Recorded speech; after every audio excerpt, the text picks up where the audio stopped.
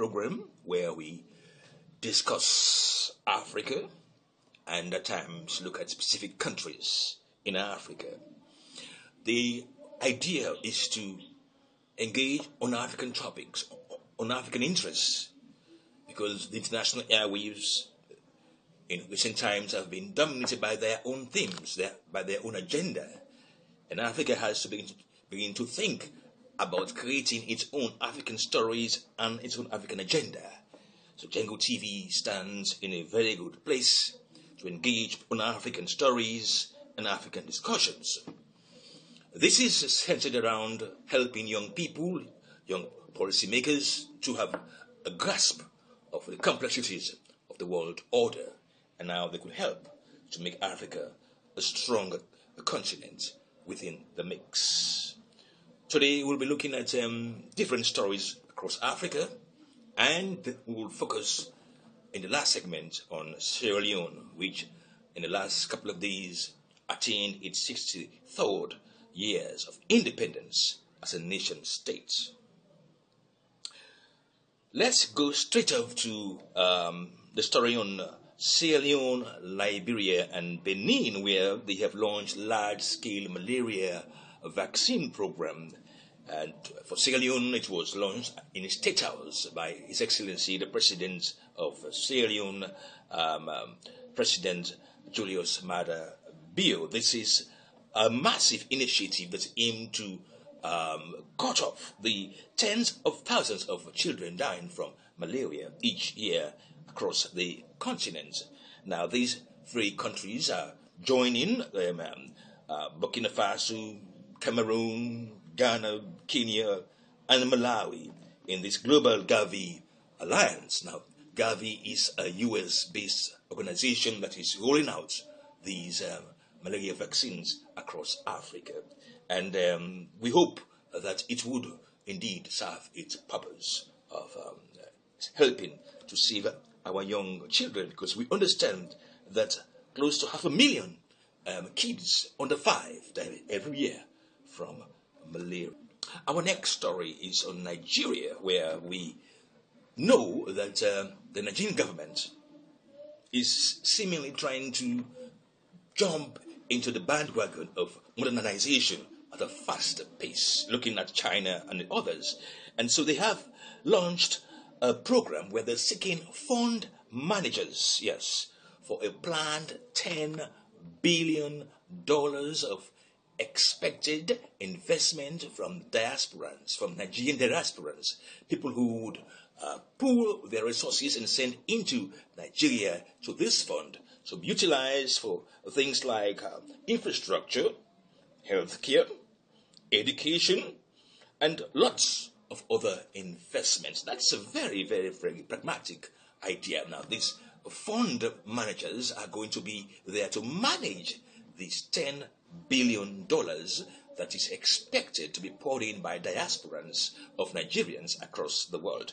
Now, nobody should ever again underestimate Nigerians. They are a wealth-generating country, and this initiative by the government to look forward to having a good number of fund managers to manage this fund is a laudable step. Now, one thing we know is that last year alone, 2023, that country received in excess of $20 billion in remittances to Nigeria.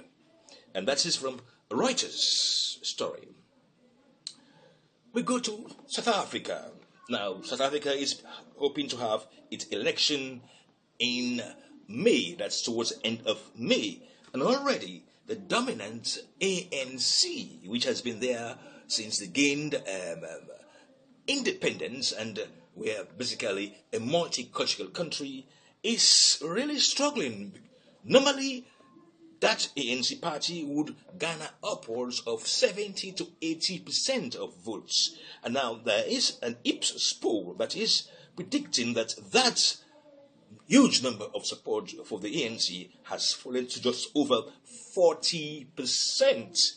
And we are now seeing MK Party, another new party, which has been supported now by the former president of South Africa, Jacob Zuma also coming in third.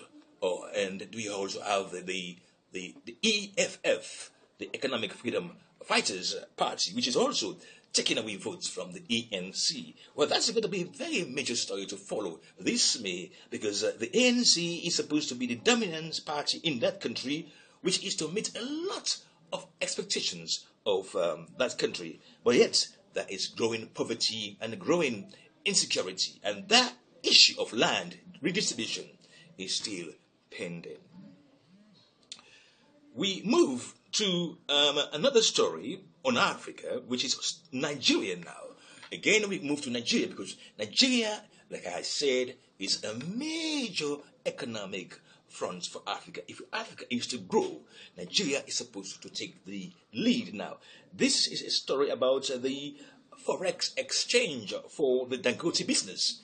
Now, Dangote is investing in a major oil refinery business in that country. And sources have told a major news outlet that they have difficulty in accessing dollars through the Nigerian government. And the Naira is sliding against the US dollar as global oil prices have risen, which is straining Nigeria's resources. Now, what does it mean when they see that there is a problem of accessing dollars, which is in fact causing the Naira to slide? The fact is that the dollar is the international currency, and your ability to acquire it, to have it, helps you to maintain a stable currency. Because when you do not have it, then you have to increase your own local currency to go and find it, to attract people to sell their dollars to you. So you have to raise your price higher so you could get somebody who would sell their dollar to you. So that's how it slides effectively. Now, this is an issue affecting a multi-billion-dollar business, and that's no other than the Dangote business, which is hoping to become a major oil refinery point for Africa. We go to Senegal. And I remember Senegal did a radical change in government where nobody, insofar as Senegal's political history is concerned, became president of that country. A young, dynamic man who some say is a Pan-Africanist. Well, we here are waiting to see his credentials by action. So far, he is making sweeping changes. He has decided to remove the head of the gendarmerie of Senegal, that is the head of the police force, and he is General Moussa Fall, who has been replaced by General Martin Faye. Well, President Bassirou Faye has replaced the head of the gendarmerie in that country and replaced by another man called Martin Faye. We do not know if it's a coincidence by surname, but it's a Faye thing here. And the President Faye, is doing sweeping changes to state-run enterprises. Lots of people have been fired. Many people have been on the run. Yes, like this one, this guy here, who is the former DG for the state oil company, FS Oil Company, Dauda Gay. He is on the run, and they have sent a request to Interpol for him to be arrested. There's another one, Sekou Fofana, who is also a one-time DG of the oil company, DG Oil. He is on the run in Guinea, and an international arrest warrant has been issued for his arrest. Well, sweeping reforms there in Senegal. Now, Kenya is going through heavy rains and floods, and some say it's paralyzing business activity in the capital of Nairobi. Vehicles were stranded this past Sunday in Nairobi, and the capital has lots of heavy rain, which is flooding businesses. But I'm sure that by now, the Kenyan authorities should understand the nature of the weather there and take necessary precautions and safeguards to protect lives and property. Nigeria, like I said, is a very important sector. So we have another story from Nigeria, and it's about the government's pledging to establish 3 gigawatts. That is about 3,000 megawatts of solar energy for that country. Because 45% of Nigerians have no access to any form of power. And so says the Minister of Energy there, Shetsima. Well, good luck to Nigeria on that.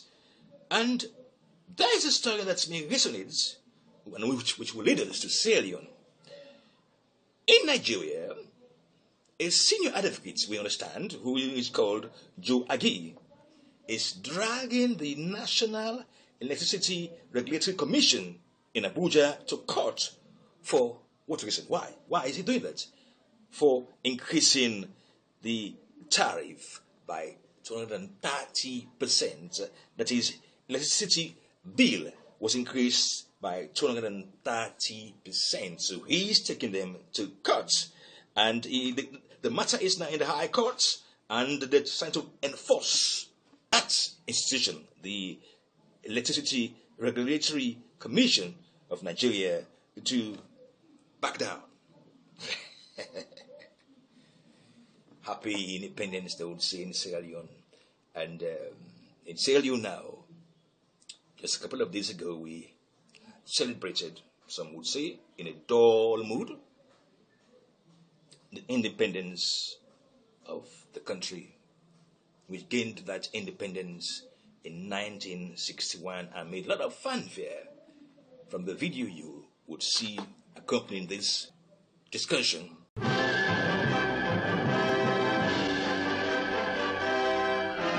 There was a holiday feeling in Freetown, capital of Sierra Leone, as Independence Day drew near. Divine service on the previous Sunday in St. George's Cathedral was a Thanksgiving at which the Archbishop of York officiated. An air of rejoicing could be sensed everywhere. In the colony and protectorate of Sierra Leone, there has been none of the strife which elsewhere has sometimes preceded the granting of independence. Visible on all sides was the joy of people welcoming their new status, happy that they would soon be standing on their own feet. But there was no resentment of their past colonialism. Long affection between the British and the Creoles ensured a smooth changeover. Evidence that Independence Day was rapidly approaching was the arrival of the Duke of Kent.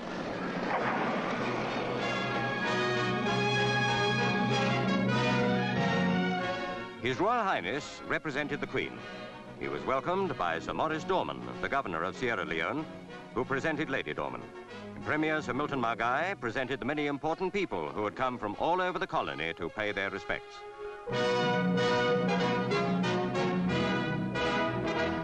The Guard of Honor was paid the compliment of a proper inspection by a professional soldier. The Duke was enthusiastically acclaimed all the way from the airport to the city boundary of Freetown.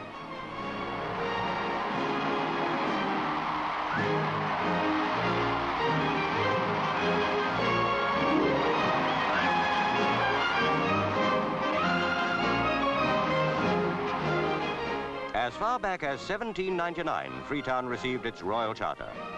Now, the mayor and aldermen welcomed the Duke with a loyal address and presented him with a gold key bearing the crest of the city. The forms of British municipal government are punctiliously observed. After that ceremony, the Duke drove to Government House, where he stayed for the next few days.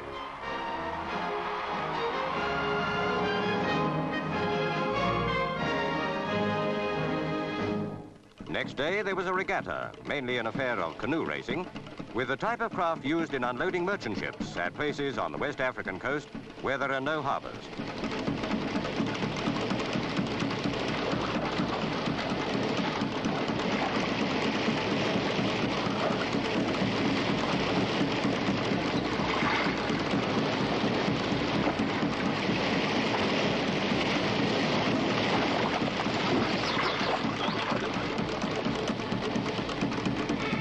Not all the fun was on the water. At Brookfield's recreation ground, there was a display of traditional dancing.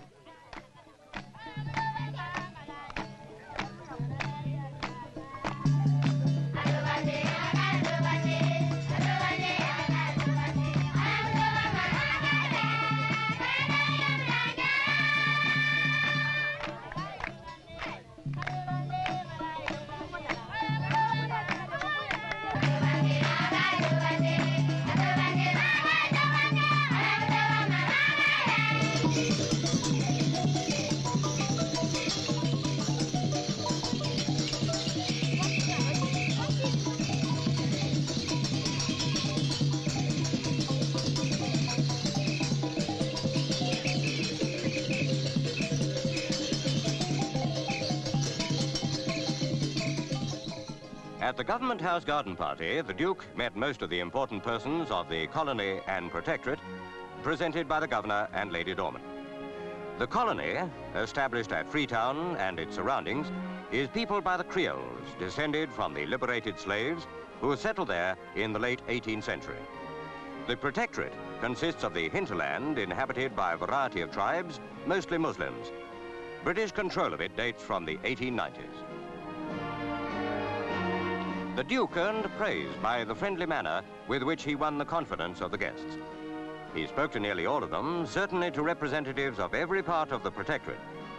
It all seemed to indicate that the old antagonisms between the Creoles and the tribesmen will disappear when independence gives to all of them the feeling that Sierra Leoneans are one nation, women included. Under the new constitution, the House of Representatives will be open to women members. The first one to be elected is Madam Ella Gulama on the left. Madam Ella sits for the Moyamba district.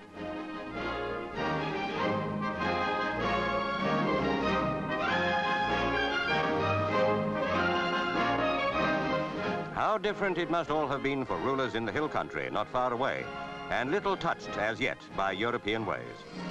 Sierra Leone's Prime Minister, Sir Milton Margai, was a happy man as he drove to the state opening of Parliament. Cameraman Pat Whitaker headed the Pathé film team, putting on record this historic day in the life of the country.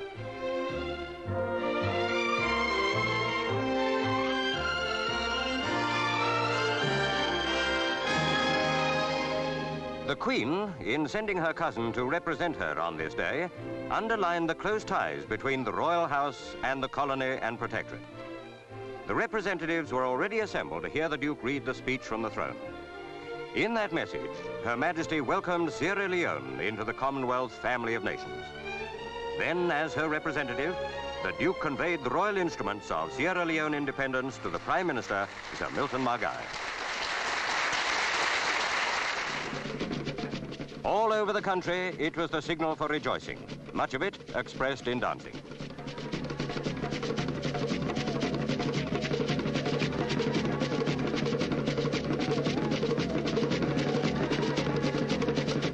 Britain and the rest of the Commonwealth wholeheartedly welcome Sierra Leone into the British family of free peoples. Traditional leaders, the intellectuals, the security forces, everybody were happy. I mean, that kind of expectation that you are now independent is really showing on faces. Look at these people dancing, you know, traditional singing.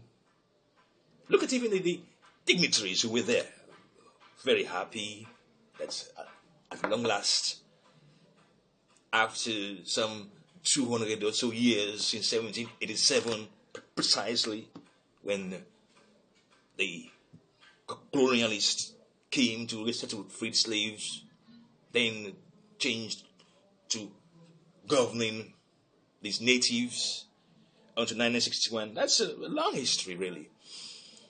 And so 1961 has been a good day for many Sierra Leoneans. But what if those people, those faces we've seen, those happy faces we've seen there, were to be alive today to see what is happening in this country? Would you think they would be happy? Would you think their dreams of a prosperous Sierra Leone would have been met? It's a critical question, really. It's a question for us who live in now. This brings me to the issue of a power supply in Sierra Leone. We want to have an understanding of what is level playing field that you hear being talked about across many countries and sectors. In our own case, in the government angle, in the Sierra Leone angle, it's about providing the basic services, the minimum basic services that would enable a middle class to grow, to develop, and to own the economy. I'm talking about access to water. I'm talking about access to energy supply. I'm talking about having good roads in every major town. I'm talking about having a responsive healthcare sector, which should be at the topmost of its game, considering we have had devastating health risks in this country, and that could include Ebola. Those things should have been achieved since 1961.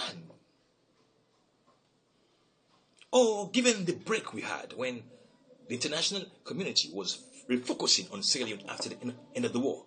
The billions of dollars they say they've spent on Sierra Leone, those should have at least been there to achieve the result of creating the legendary level playing field.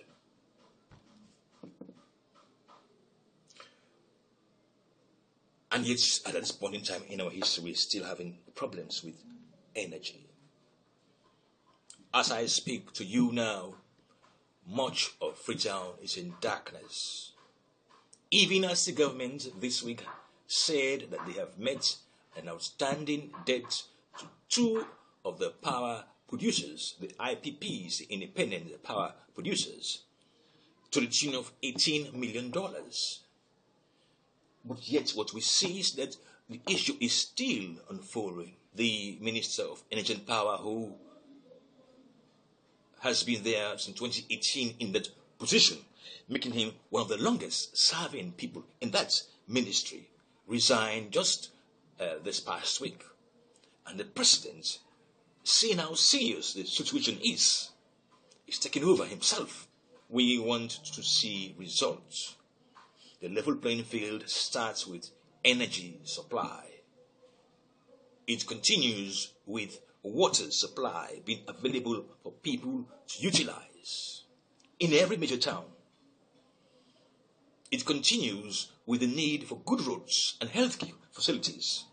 It means discouraging when our tax are being used by government officials to send their own people out for medical care, when they could simply improve on our healthcare facilities. We are still hopeful. In the president's speech on Independence Day, he spoke about some $130 million available and provided by the international community for the Feed Sierra Leone program, and he is looking forward to seeing substantial progress this year when Sierra Leone can become, he said, a sovereign food country. AXA, the wing of the government that's there for development, is receiving as well funding from the World Bank and other donors, a huge amount of money, I cannot remember the exact amount, which is meant to help young people in urban areas to gain employment, planting trees, and in doing waste collection. But then these initiatives are not new, really. They're not new. They've been there since many years, many years ago. But the result has not been showing, and that's really disheartening. We want to see an active presidency taking the lead in running this country. And if we do that, we are heading to much more progress. Thank you very much to my viewers, and thank you to my producer, Titus Kereku. I am Cyril Jengo, right here in Freetown, Sierra Leone.